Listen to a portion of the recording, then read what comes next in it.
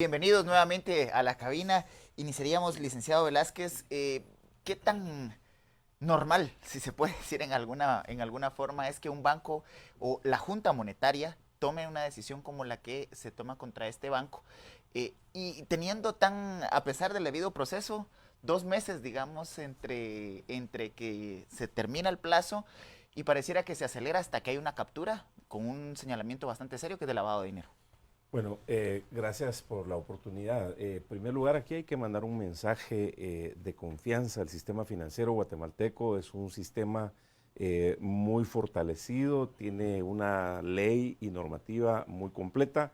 El esquema de la Superintendencia de Bancos, que hace una supervisión permanente, yo lo he vivido desde la fundación de bancos hasta en la presidencia de bancos, y siempre ellos están haciendo una supervisión permanente. Como muy bien ya se explicó, cuando se da una contingencia, un tema administrativo, un desencaje bancario o falta de capital, eso lo hace notar de inmediato la Superintendencia de Bancos, pide explicaciones, uno tiene la oportunidad como autoridad de un banco de presentar un plan, eso sí, con metas, con fechas, con indicadores muy puntuales, y si se cumple, eso pudiera ser parte del giro normal del banco dependiendo de los riesgos que tome. Si hay un incumplimiento, en este caso, como ya se explicó, entonces ahí la Superintendencia de Bancos ya lleva este tema a Junta Monetaria. Ya se sigue todo el proceso. En este caso, me parece que son dos temas distintos, que no tienen una relación, porque lo que usted mencionaba de Estados Unidos, pues me imagino que eso seguirá un curso. Sin embargo, aquí hubo incumplimientos, como tal está diciendo el presidente del Banguat, y que está documentado por la Superintendencia de Bancos. De los últimos 25 años para acá, 6 bancos han tenido que cerrar operaciones. Por lo que entiendo, se les ha dado todo el procedimiento en ley para que ellos corrijan. Si no se corrige, pues obviamente los bancos salen. La calificación riesgo país y la confianza hay que mantenerla. Los cuentavientes pueden estar totalmente claros, pueden tener la confianza que el sistema financiero va a seguir operando normal. No vemos como exbanqueros una contingencia que pueda haber, y la calificación de riesgo país se confirmó recientemente BB menos estable. Así que, en resumen, yo lo vería como un procedimiento normal. Hay que reconocer que la Superintendencia de Bancos y la Junta Monetaria actuaron en ley conforme la normativa realmente lo indique. Por eso hay que hacer mucho énfasis en que la población guatemalteca, en todas sus operaciones donde vaya a depositar sus recursos, siempre busque instituciones que estén formalmente acreditadas en el sistema financiero nacional, porque también hay que recordar que el artículo 96 hay una penalización sobre el delito de intermediación financiera, y esto hay que decirlo, porque hay personas o a veces instituciones que están captando dinero al margen de la ley. Pero en este caso yo lo vería como un procedimiento normal. Licenciado Gunter Estecuy, buenas noches, gracias por atender la invitación. Como hemos escuchado y cada vez se confirma más, tanto con la intervención del presidente del banco como la del licenciado Velázquez, pues todo señala a que ha sido un problema de capitalización, perdón, un problema de responder a los indicadores que exige nuestra ley, que incluso son más severos que en otros países. Desde su experiencia, tanto universitaria, pero específicamente de auditoría y contaduría, estos indicadores de qué se trata. Tratemos de explicarle a nuestra audiencia por qué son tan importantes que le demos seguimiento a esa información que semanal y mensualmente publica la Superintendencia de Bancos y que nos da ese panorama de la situación global e individual de bancos. Los dos temas importantes fueron liquidez. En primer lugar, hay que estar claros que la liquidez para un banco permite cubrir sus operaciones tanto de corto plazo o de largo plazo. Entonces, el problema que se maneja en este caso es que sus operaciones empezaban a tener problemas ya de flujo. Entonces, ya el Banco de Guatemala, al requerir el encaje bancario, lo que pretendía es que los cuentavientes estén cubiertos. ¿El encaje es aquella reserva? El encaje es el proceso que permite que cada dinero que los bancos obtienen de los cuentavientes, una parte se reserva en el Banco de Guatemala, ya sea en fondos en efectivo o bien en operaciones de corto plazo. Esto permite resguardar que cualquier operación que yo quiera hoy retirar fondos de mi cuenta sea cubierto por el banco. Ahora bien, en la parte del capital, pues obviamente las pérdidas que podían ir teniendo era necesario cubrirse. La única forma de poder ir creciendo es a través de captar muchos más fondos nuevos o bien la capitalización de los bancos. En este caso, ambos indicadores no estaban bien. Y efectivamente, creo que si bien es cierto, la coyuntura de la captura de un personero del banco, que se dio en noviembre, hay que recordar. Exacto, que esa coyuntura permite que empiecen ya a circular bolas, llamémosle así, de que ya la gente empieza a decir, bueno, mire, pero el banco está mal, entonces empieza todavía a acrecentarse un poquito más el problema, porque la gente empieza a retirar sus fondos, porque ya había ciertas, en el medio ya había ciertos indicios de que había problemas en el banco, entonces definitivamente eso afecta más el proceso de liquidez. Entonces empieza la gente a sacar más fondos y cómo el banco podía obtener fondos, capitalizándose. Y ese proceso empieza a tener un problema. Yo creo que la actuación de la Superintendencia de Bancos fue muy oportuna porque permite darle certeza a la gente de que no hay una corrida, no solo en este banco, ¿verdad?, sino que en el resto de bancos. Entonces definitivamente tanto la parte financiera fue muy, muy correcta. Por eso creo que se recalca la tranquilidad en el sistema financiero. Ahora, licenciado Velázquez, 3 elementos como en secuencia: la captura de un funcionario. El licenciado recién nos refería que se esperaba que los directivos apalancaran el banco, pero recapitalizaran el banco, pero toman la decisión casi que dejarlo morir. Es decir, hay ahí un mensaje de que este banco, aunque no es totalmente significativo para poner en riesgo la sanidad financiera del país, hay 3 elementos ahí que llaman la atención de que pudieran haber influido, inclusive también lo que decía el licenciado Estacuy, y lo refirió el licenciado Recinos, cuentas grandes que retiraron los recursos del banco. Esto puede estar enviando un mensaje más allá de la calificación que hace la Superintendencia de Bancos y obviamente la última decisión que la tiene la Junta Monetaria. Yo ratifico la separación, que son 2 procesos totalmente distintos. Uno con lo que hemos leído en los medios, que hay algunos indicios en Estados Unidos, que eso seguirá su curso, y las obligaciones que una institución financiera tiene que cumplir en ley acá en Guatemala. Eso puede haber ocasionado, como lo dice el licenciado Gunter, que algunas personas hubieran tenido alguna preocupación y decidieron retirar sus recursos. Entonces, empieza una situación a lo interno en la gestión de la administración del banco, a que empiezan a haber retiros. Obviamente, los accionistas del banco, la medida correcta debió haber sido: vamos a aportar el capital que nos está requiriendo la Superintendencia de Bancos para mantener el encaje bancario, es decir, la reserva que se tiene que tener en determinado momento para poder afrontar cuando hay una corrida, así se llama en términos bancarios, cuando hay muchos retiros, y si ellos no lo aportaron, ya esa será una decisión personal de cada director, de cada inversionista, o una decisión que ellos tomaron como institución. Esto llevará todo un proceso de liquidación.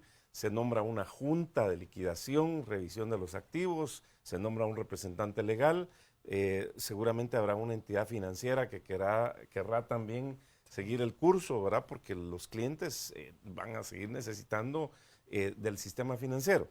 Entonces, pudiera ser que haya tenido relación una cosa con la otra.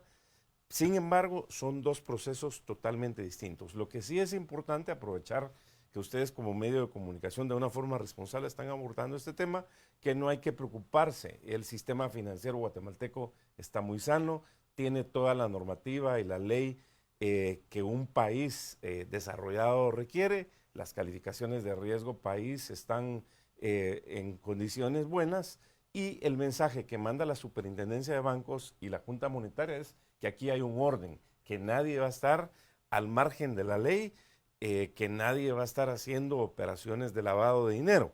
Este tema es muy importante por las corresponsalías internacionales, y hoy el mundo está tan interconectado. De hecho, los bancos que tienen corresponsalías con los bancos guatemaltecos en 30 segundos a nivel mundial. Cuando surge una noticia, ellos tienen la capacidad de saber si hay un problema o no hay un problema. Licenciado Estacuy, la industria bancaria se fundamenta y uno de sus principales pilares es la confianza. Y esa confianza pues puede deteriorarse o puede incrementarse según, ya pasándonos al área de experiencia suya, en esos indicadores, en esas relaciones que hay entre depósitos, liquidez, actividades activas, pasivas, en fin, de todo esto.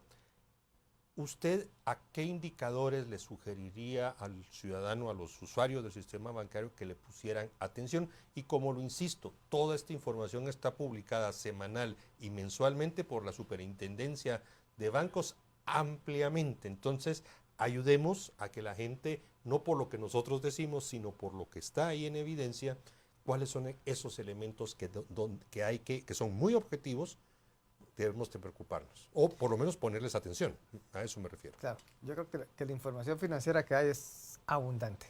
La superintendencia genera información suficiente.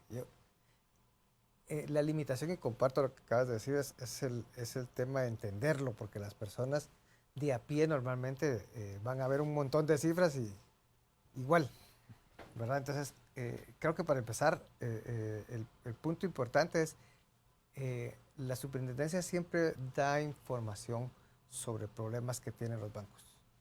En este caso, por ejemplo, en este banco, en su publicación, sí se decía que tenía ciertos problemas. Entonces, ya es un punto que uno debe tener en cuenta qué información está dando la superintendencia de cada banco. En segundo lugar,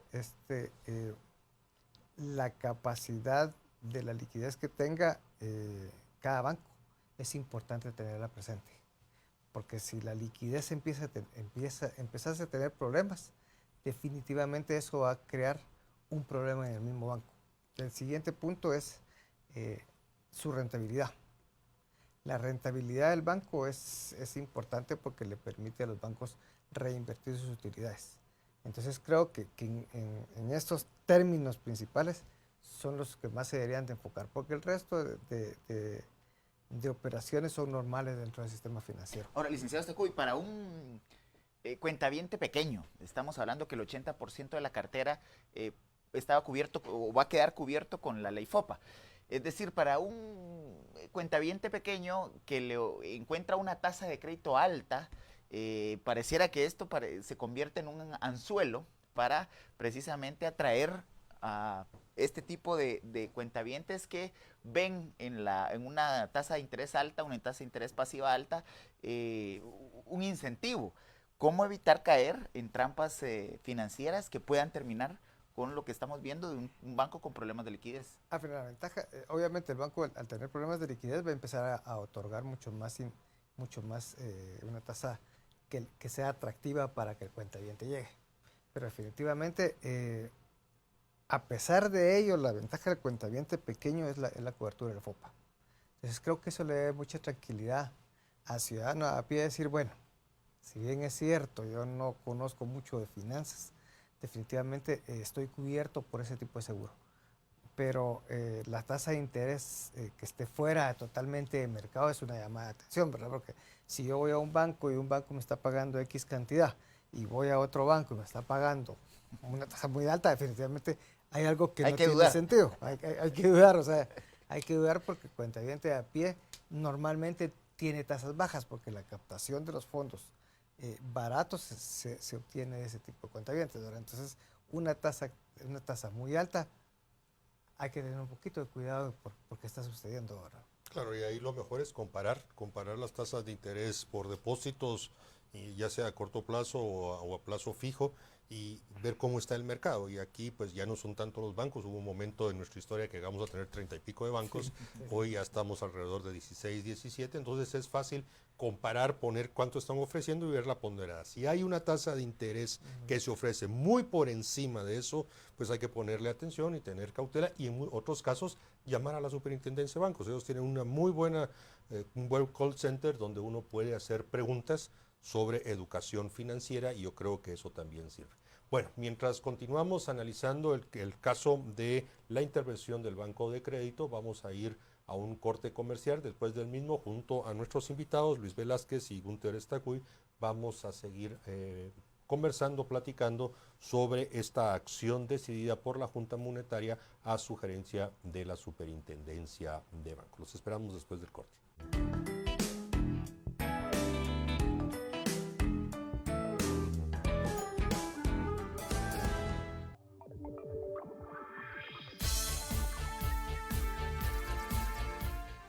Gracias por continuar con nosotros. Hoy, domingo 8 de diciembre, junto a Cristian Castillo, estamos analizando, haciendo una entrevista profunda, detallada, sobre la decisión que Junta Monetaria y la Superintendencia tomaron el viernes pasado, 6 de diciembre, con la intervención y la suspensión de operaciones del Banco de Crédito. Como hemos escuchado del mismo presidente del Banco de Guatemala, la Junta de Exclusión de Activos y Pasivos ya fue nombrada, ya ha empezado a trabajar desde el mismo viernes, ha estado trabajando este fin de semana y sus objetivos inmediatos es precisamente proteger a los alrededor de 12,000 depositantes que tiene ese banco. El FOPA, el Fondo de Protección del Ahorro, va a cubrir el 100% de los ahorros hasta 20,000 quetzales. Los depositantes que tengan montos superiores a los 20,000 serán cubiertos con la liquidación de activos que se identifiquen dentro de ese banco. Paralelamente, así nos han explicado, la Junta de Exclusión de Activos y Pasivos, que es totalmente independiente, autónoma y solo le rinde cuentas a la Junta Monetaria a través de la Superintendencia de Bancos, va a tratar de encontrar otro banco, otra institución financiera que se haga cargo de las operaciones ordinarias y de esa manera pues los usuarios del banco, los clientes del banco de crédito puedan seguir operando sin mayor problema. Bueno, ese es un resumen de lo que hemos hasta el momento establecido. Cristian, por favor, continuamos. El licenciado Velázquez, directamente ya Mariano refería que el 20% de la cartera de este banco es la que más o menos supera los 20,000 quetzales. Menor. Y el 20% estaría por encima de los 20,000 quetzales. Sí. A esta gente se le va a cubrir con los activos del banco. ¿Cuánto tiempo lleva eso? Porque hasta meses atrás hemos escuchado de que el tema de Bancafé todavía sigue vivo y algunos de los usuarios no han logrado recuperar su capital. ¿Cuánto tiempo puede llevar la liquidación y que los cuentavientes puedan recuperar, sobre todo aquellos que tenían montos altos? En un proceso ideal, asumiendo que todo está sistematizado, que todo está ordenado, que todo está claro y que la Junta tome las providencias que en ley correspondan. Por el tamaño de lo que estamos hablando de esta operación, recordemos que no pesa ni siquiera un 1%, pesa el 0.20% del total del sistema financiero. Realmente es una operación muy pequeña.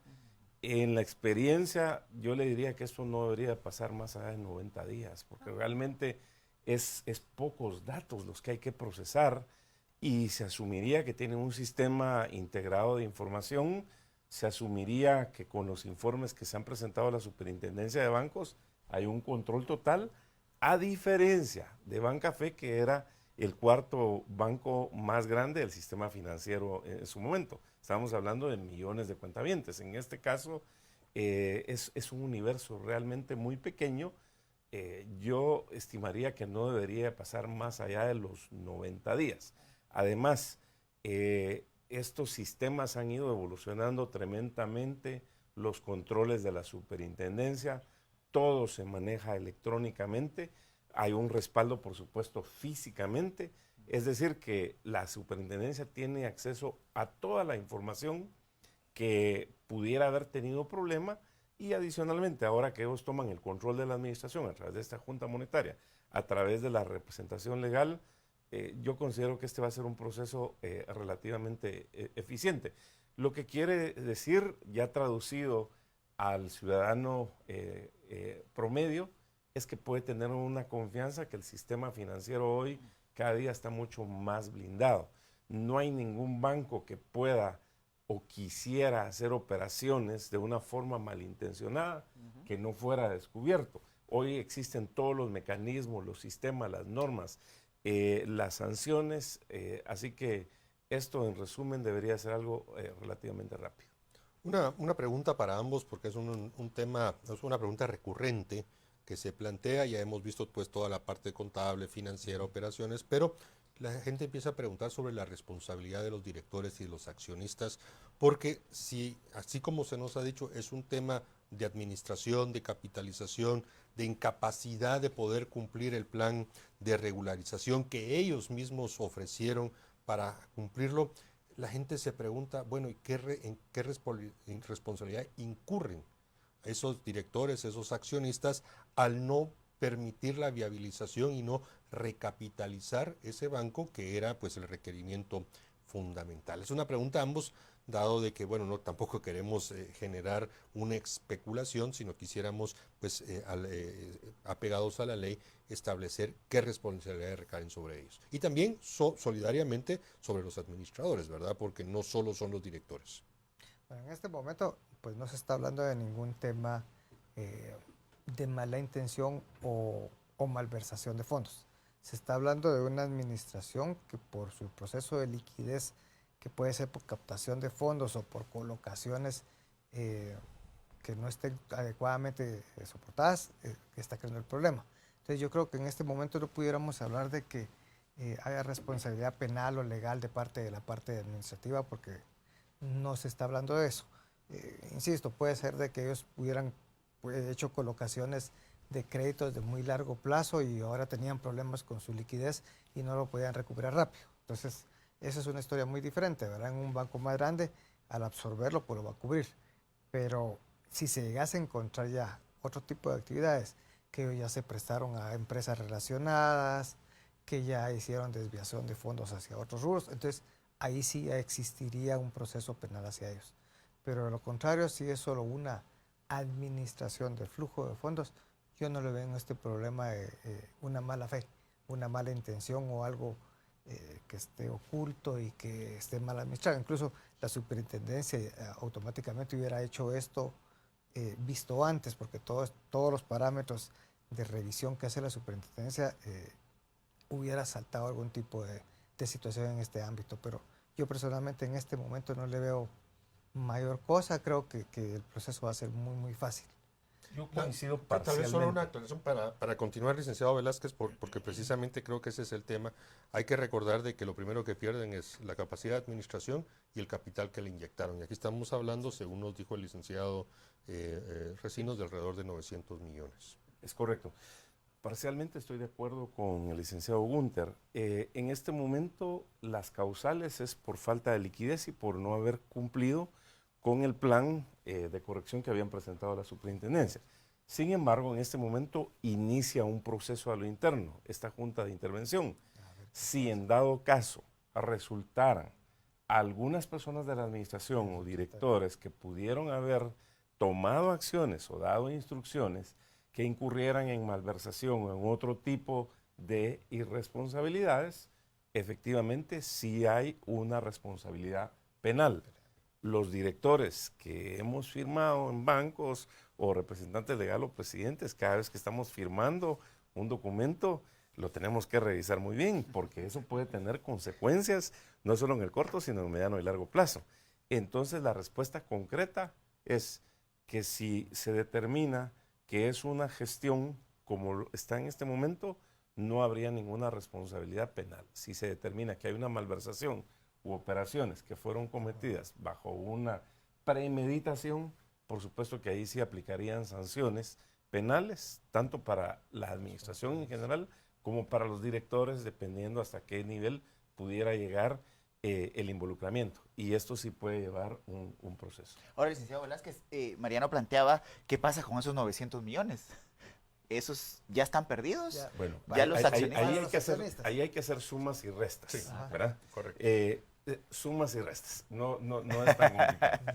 Primero hay que cubrir, gracias a Dios, el tema del FOPA, ¿verdad? Eso cubre porque es como un seguro que se tiene para esos cuentavientes hasta un rango de 20,000 quetzales, que es el 80% de la cartera que ya se dijo.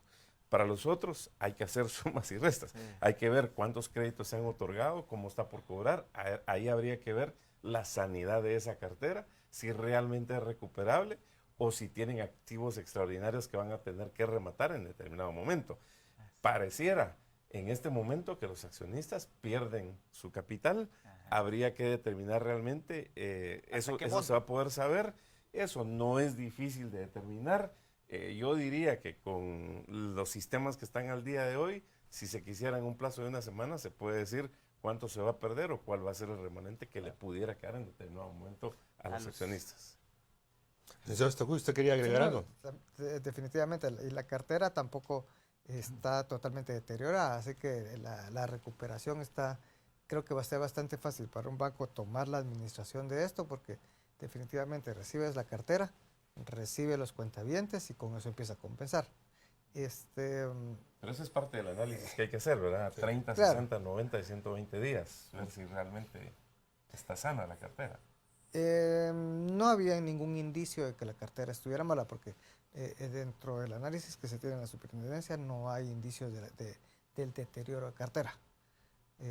Se requería por la liquidez, más no por el deterioro de la cartera. ¿Cuándo hablamos de un deterioro de cartera, licenciado Stacui? En el deterioro de la cartera significaría, por ejemplo, ya que su incobrabilidad está siendo problemática. Pero no había, en este caso, no se habla todavía de un indicio de eso, no hay ninguna información que refleje que van a tener una cartera insana. Puede ser de que sea un poco morosa, pero no se habla hasta este momento de una cartera insana. Entonces yo creo que cualquier banco que vaya a tomarlo va a ser muy fácil, como decía el licenciado. Ya los sistemas es fácil juntar toda la información, se reúne, se consolida y en cualquier agencia se hace. Si siendo bancos más grandes se han hecho más simples los procesos, no digamos en este banco que es un poco más pequeño, ¿verdad? Claro, y aquí hay que tomar en cuenta que hay un tema, tienen varias unidades de negocios, habrá que ver en este caso particular, ellos estaban troquelando, estaban procesando tarjetas de crédito de algunas cooperativas de ahorro y crédito. Ese es un tema que seguramente algunos de los emisores de medios de pago tendrán que valorar, porque aparentemente pues no era muy grande, pero era muy sano esa operación y las otras operaciones que pudieran estar teniendo, porque no es estrictamente el negocio bancario, sino las otras unidades. Licenciado Velázquez, el antecedente de banco de crédito se remonta a muchos años atrás. Uno recordará en Multicredit como nombre comercial y accionistas, perdón, de Construbanco. En fin, como que son unidades antiguas en cuanto a quienes estuvieron involucrados y bueno, y hoy llegan a este punto. Para el sistema, ¿es bueno que de vez en cuando sucedan estas cosas para limpiar de malos administradores o de incapaces, para que efectivamente el sistema siga estando limpio, siga estando solvente, siga estando fuerte? Es sano. Sin embargo, lo mejor sería que cada institución financiera que ingrese al sistema crezca, porque de eso se trata. Que puede surgir una institución financiera, un banco o una aseguradora muy pequeña, pero la idea es que esto crezca y crezca y crezca para llevar la inclusión financiera que tanto nos está haciendo falta a toda la población guatemalteca y a la micro, la pequeña y mediana empresa. En este caso de multibanco, de Multicredit y que luego es Bancredit, lo ideal hubiera sido que hubiera crecido muchísimo, que se hubiera convertido en uno de los bancos importantes, porque eso quisiera interpretarse como que está dando muchos créditos a la micro, a la pequeña y la mediana empresa, como que más gente está haciendo uso del sistema. En este momento, si estaba fuerte el sistema financiero hasta hace 2 meses y tenía credibilidad, la respuesta es sí.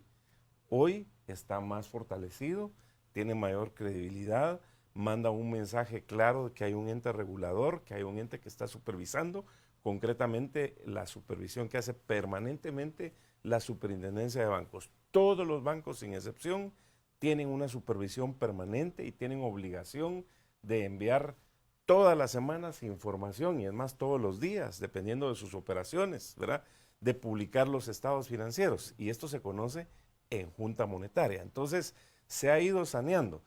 Yo quisiera ver como ciudadano que los bancos crecieran más, no por los bancos en sí, sino por el beneficio que eso lleva al desarrollo de la micro, la pequeña y la mediana empresa, y el acceso al crédito a la mayoría de la población, porque hay que reconocer, esa sí es una asignatura pendiente que tenemos en Guatemala, porque si nos comparamos con Chile, pues ellos tienen una inclusión financiera de un 90%.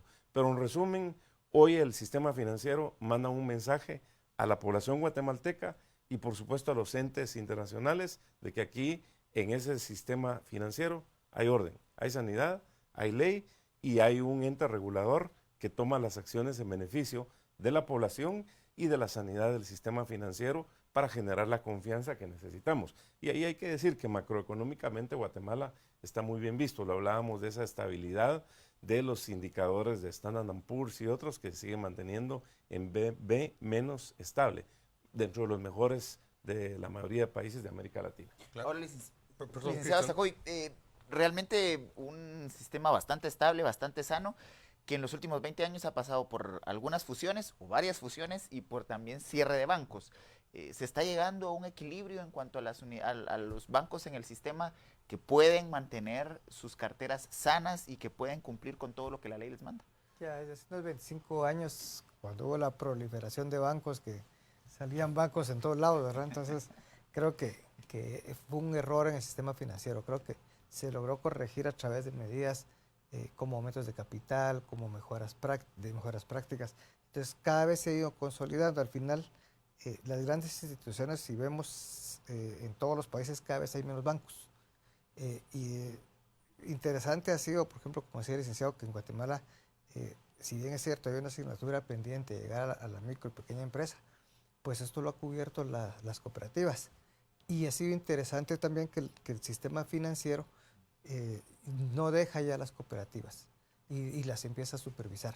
Y eso permite también de que hayan cuentavientes pequeños, que si no están en el sistema financiero, estén cubiertos también por esa supervisión, porque la superintendencia de bancos ya empieza a ver ese proceso. Entonces creo que la consolidación de los bancos más pequeños del sistema financiero no creo, pero por lo menos ya llegamos a un número de bancos que ya está establecido. Y cada vez con el avance de la tecnología, definitivamente las operaciones van siendo ya no de expandir más agencias, sino llegar a través de teléfonos, porque ahora si nos damos cuenta ya es todas las operaciones las podemos hacer desde un teléfono. Entonces creo que veremos un sistema financiero en el largo plazo cada vez reducido más en número de agencias, más llegando a través de los teléfonos, más llegando a transacciones electrónicas, y eso va a ser todavía mucho más supervisado.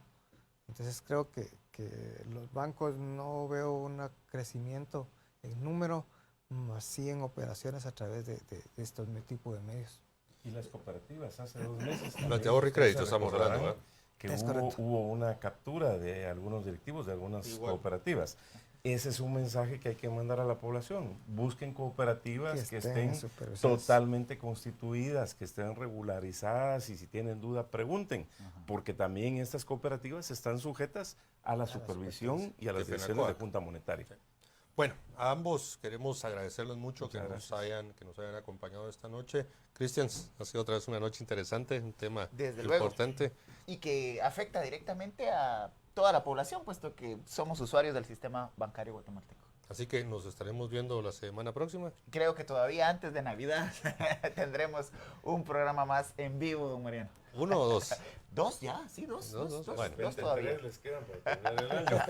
3 para terminar el año, es el licenciado. Pero Velázquez. vamos a continuar aquí. Pues la verdad ha sido un tema muy interesante, una exhortativa a la Superintendencia de Bancos que amplíe su programa de educación financiera. Usted, usuario del sistema financiero, el portal de la Superintendencia, su call center, tienen muchísima información a la que ustedes pueden recurrir. Realmente apelamos a que pueda usted informarse para que, pues bueno, esté tranquilo. Mientras tanto, les deseamos una buena noche, les deseamos un muy buen inicio de semana y los esperamos en las próximas entrevistas de Canal Antigua. Buenas noches y buen descanso.